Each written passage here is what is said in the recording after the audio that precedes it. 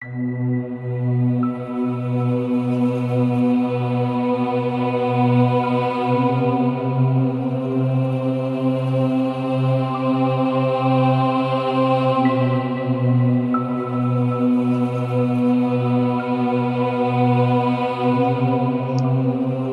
ang library ka dya, gina-renovate. Kung ako kaninyo, managap lamang kamukang iba nga library. Wala managap pa. Din mga books dya. Rigyaman sa silid, gimpambox anay, bisan magpirit pa kamo, wakamot mapala, rigya.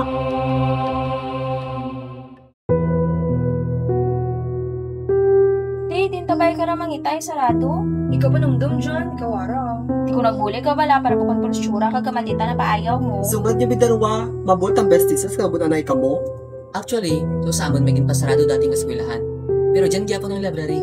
Ginaltunan pa man to pero mura galing tiga bantay. Di manggaliti, ito lamang Mga sigurado to may magkita talog to.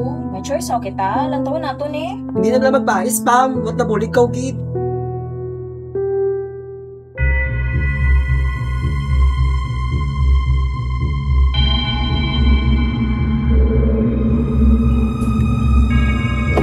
Man! Ito, kaisip pa natin nga. Ako siya oras na ito, Dja. Sigurado ko, Gio, ha? May bugat na ka books. Like, ew, tandaan din siya, G. Dahil sila inarte rin. Sila rin to.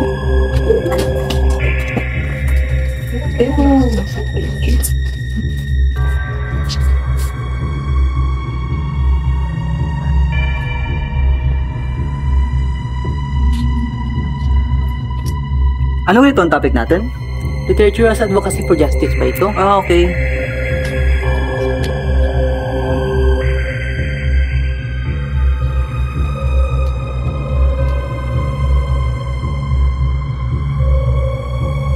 Nasibuo nga hani-hani, hindi kang pagpamaho.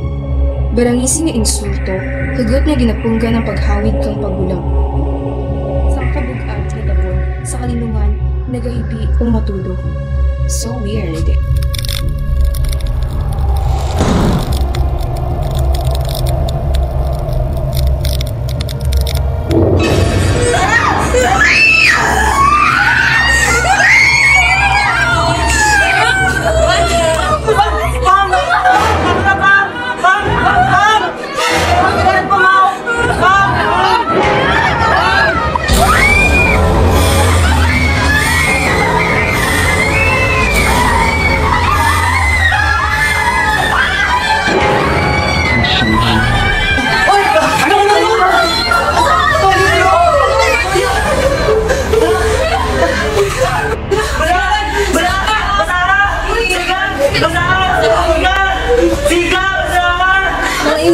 Kapatas ng martinggo, naghahampak kang matudo. Nagpabilin ka mga lanog, isang kamasakit nga paghinulso. Mga harambalanon nga patas ka kutsilyo, madalong nga inutod. Nagpabilin ka mga pilas nga mahinay nga nagahibi. Sa likod kang eskwelahan, sang kapagbato sa kahadlok, kung sa diin nagagahom ang mga panulay, kang nagaparapit ang sakit. Intiklod sa lupa, mura at kaapin, sang kabiktima kang kamalautan, mamasking kaluoy, muragin pahuram.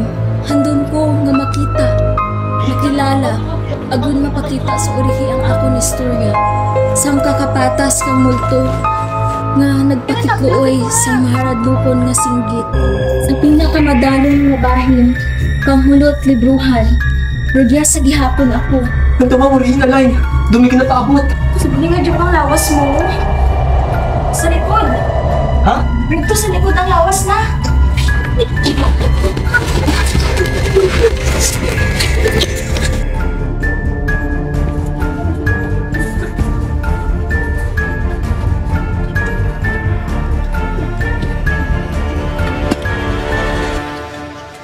Wait! Amo rin na? Ay, salamat. Tawagan ko pulis.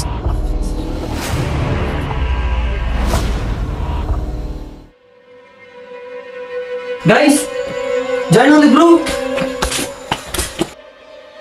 Mura ang tana. Siguro naman ano na nga matawaan tana tinayag niya libro.